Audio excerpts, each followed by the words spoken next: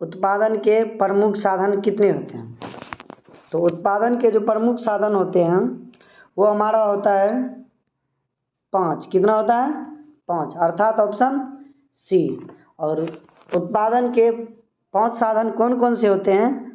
वो हमारा पहला होता है भूमि, दूसरा होता है श्रम, तीसरा पूंजी, चौथा साहस या उद्यम, और पांचवा जो हमारा होता है उत्पादन के साधन वो हमारा है संगठन। तो चलिए क्वेश्चन को आगे बढ़ाते हैं, चलते हैं सेकेंड नंबर क्वेश्चन पे। तो सेकेंड नंबर का क्वेश्चन हमारा है उत्पादन का क्या अर्थ होता है? पहला हमारा है नई वस्तु का सृजन, उपयोगिता का सृजन, उपयोगिता का नाश, और चौथा हमारा है लाभदायक होना। तो आप सबको पता ही होगा कि उत्पादन का जो अर्थ होता है वो हमारा होता है उपयोगिता का सृजन। वो क्या होता है? उपयोगिता का सृजन। अर्थात हमारा ऑप्शन जो निकल के आएगा वो होगा ऑप्शन नंबर बी। चलिए चलते हैं अगले क्वेश्चन की तरफ। क्वेश्चन नंबर तीसरा हमारा है उत्पादन का निष्क्रिय साधन है। ऑप्शन ए है श्रम, बी संगठन, सी साहसी, डी भूमि। तो हमारा जो राइट आंसर होगा वो हमारा होता है भूमि। तो आप सबको पता होगा कि उत्पादन का जो निष्क्रिय साधन होता है वो होता है भूमि। चलिए बढ़ते हैं क्वेश्चन नंबर 4 की ओर। क्वेश्चन नंबर 4 हमारा है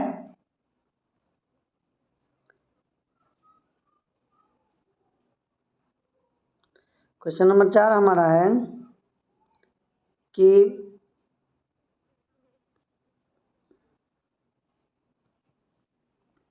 निम्नलिखित में से भूमि की विशेषता कौन सी है? ऑप्शन ए वह नाशवान है, बी वह मनुष्य निर्मित है, सी उसमें गतिशीलता का अभाव है, और डी हमारा है उसमें समान उर्वरता है। तो राइट जो हमारा ऑप्शन होगा वो होगा ऑप्शन नंबर ए, अर्थात हमारा होगा वह नाशवान है। चलिए क्वेश्चन नंबर 5 की ओर। और क्वेश्चन नंबर 5 हमारा है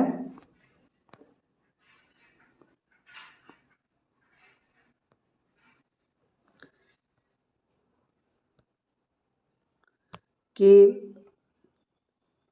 अर्थशास्त्र में भूमि का क्या तात्पर्य है?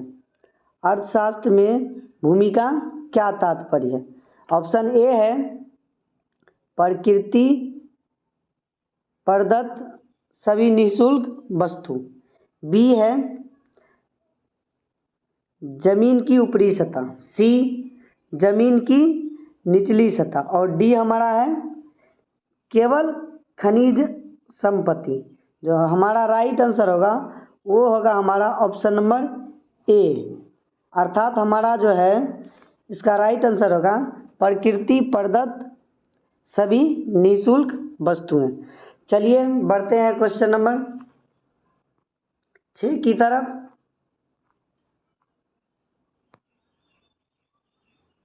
क्वेश्चन नंबर 6 हमारा है निम्नलिखित में से कौन उत्पादक है? बढ़ई, भिखारी, ठग, या होना चाहिए ठग, और डी है शराबी। तो आप सबको पता ही है कि उत्पादक मतलब होता है उत्पादन की क्रिया में भाग लेने वाले को कहते हैं उत्पादक। अर्थात उत्पादन के क्रिया में जो भाग लेता है वो लेता है बढ़ई। क्योंकि आप सब जानते हैं कि बड़े बड़े पेड़ पौधे लकड़ी को काट छाँट के तैयार करके बढ़ई ही जो है नए नए वस्तु का निर्माण करता है, अर्थात इसको उत्पादक कहते हैं।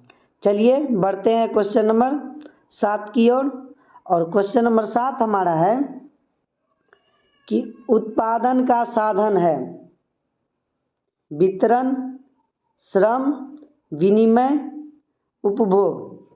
आपको भली भांति पता होगा कि उत्पादन के जो साधन होते हैं वो हमारे होते हैं श्रम, अर्थात ऑप्शन बी, क्योंकि 5 साधन में से एक साधन ये हमारा है श्रम। चलिए बढ़ते हैं क्वेश्चन नंबर 8 की ओर। और क्वेश्चन नंबर 8 हमारा है निम्नलिखित में कौन उत्पादन का साधन नहीं है। उत्पादन का साधन कौन नहीं है? संगठन, उद्यम, पूंजी या उपभोग। आप सबको पता ही होगा कि ये हो गया संगठन, उद्यम, पूंजी, ये तीनों हैं उत्पादन के साधन। और जो नहीं है वो हमारा है ऑप्शन नंबर डी, अर्थात उपभोग। राइट हमारा आंसर क्या होगा? Option number D. चलिए बढ़ते हैं क्वेश्चन नंबर 9 की तरफ। और 9 हमारा है निम्नलिखित में कौन पूंजी है, अर्थात किससे हमको पूंजी की प्राप्ति होती है। तो फटा हुआ वस्त्र, ये तो नहीं हो सकता है। उसके बाद कह रहे हैं बिना व्यवहार में लाई जाने वाली मशीन, अर्थात ऐसी मशीन जिसको हम काम में नहीं ला सकते हैं। और सी हमारा है किसान का हल। और डी हमारा है घर के बाहर पड़ा पत्थर। तो आपका जो राइट आंसर निकल के आएगा वो होगा हमारा किसान का हल, क्योंकि आप सबको पता है कि किसान के हल से खेत को जोता जाता है और खेत को जोतने के बाद उसमें फसल लगाया जाएगा, तो ऑटोमेटिक है कि उससे पूंजी की प्राप्ति होगी। चलिए बढ़ते हैं क्वेश्चन नंबर 10 की ओर। तो क्वेश्चन नंबर 10 हमारा है कि जो व्यक्ति व्यवसाय में जोखिम का वहन करता है उसे क्या कहते हैं। अर्थात कह रहे हैं जो व्यक्ति व्यवसाय में जोखिम भरा कार्य करते हैं उसे क्या कहते हैं। तो आप सबको भली भांति पता होगा कि वैसे व्यक्ति को हम कहते हैं साहसी व्यक्ति। क्या कहते हैं? साहसी, अर्थात हमारा सी ऑप्शन होगा। जो जोखिम भरा काम करते हैं वैसे व्यक्ति को हम क्या कहते हैं? साहसी व्यक्ति कहते हैं। चलिए क्वेश्चन नंबर 11 की ओर। क्वेश्चन नंबर 11 हमारा है निम्नलिखित में कौन श्रम के अंतर्गत आता है, अर्थात कौन यानी कि मजदूरी के अंतर्गत आता है। ऑप्शन ए है सिनेमा देखना, बी है छात्र द्वारा मनोरंजन के लिए क्रिकेट देखना या खेलना, और सी हमारा है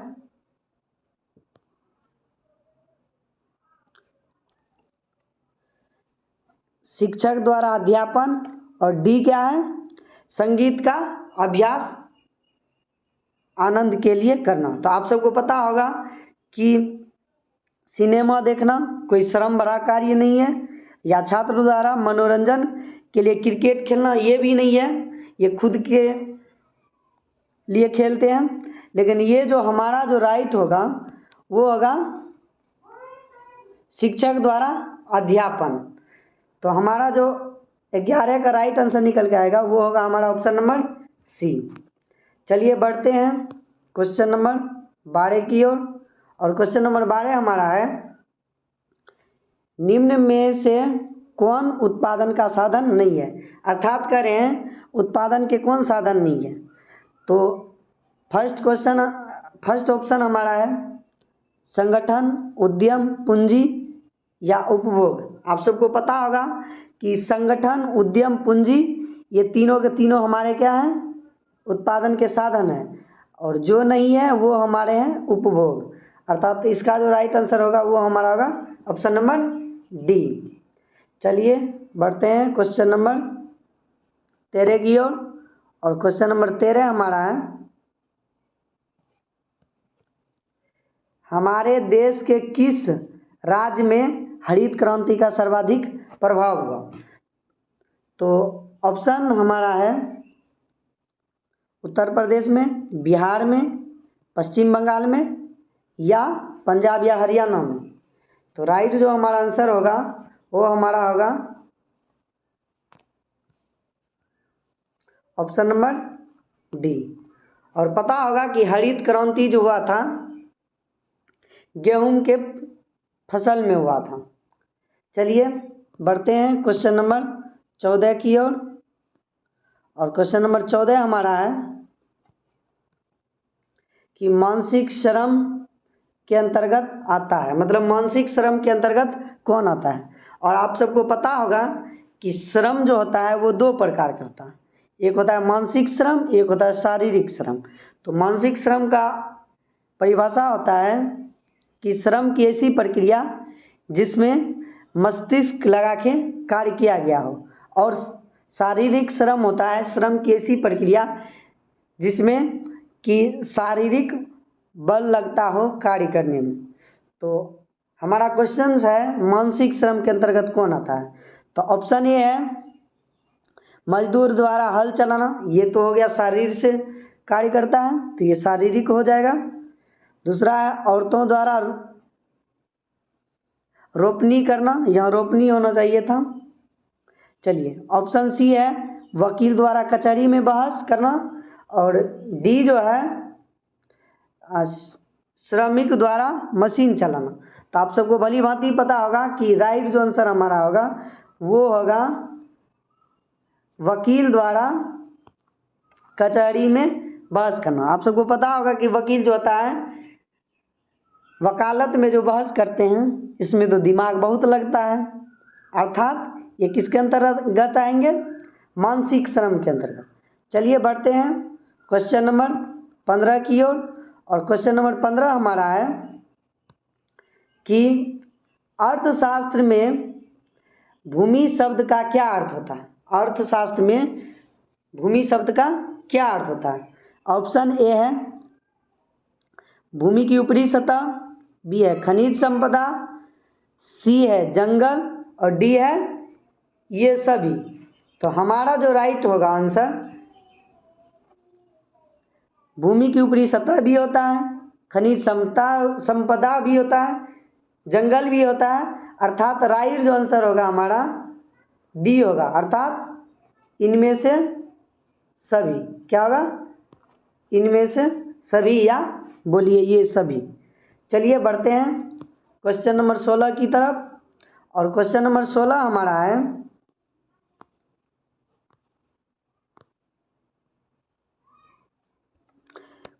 हमारा है कि उत्पादन के साधन में कौन सर्वाधिक महत्वपूर्ण होता है?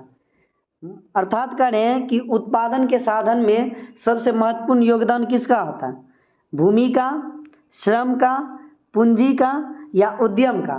तो आप सबको पता होगा कि उत्पादन के साधन में जो है सर्वाधिक भूमिका जो होता है वो होता है श्रम का, अर्थात बी ऑप्शन। अब सोचिएगा क्यों होता है श्रम? तो इसीलिए होता है अगर आपके पास भूमि हो चाहे नहीं हो, आप यदि कोई कार्य करना जानते हैं अर्थात मजदूरी जानते हैं तो आप कहीं भी रह के कहीं भी आप कोई भी कार्य करके अपना आर्थिक स्थिति को अच्छी तरीके से चला सकते हैं। तो अर्थात इसका आंसर क्या होगा? श्रम होगा। चलिए चलते हैं क्वेश्चन नंबर 16 की ओर। और क्वेश्चन नंबर 16 हमारा है कि पूंजी उत्पादन का कैसा साधन है? पूंजी उत्पादन का कैसा साधन है? सक्रिय, निष्क्रिय, अक्षय या नैसर्गिक? तो आप सबको पता होगा कि पूंजी जो होता है उत्पादन का कैसा साधन है? निष्क्रिय साधन है, अर्थात ऑप्शन हमारा क्या निकल के आएगा? बी।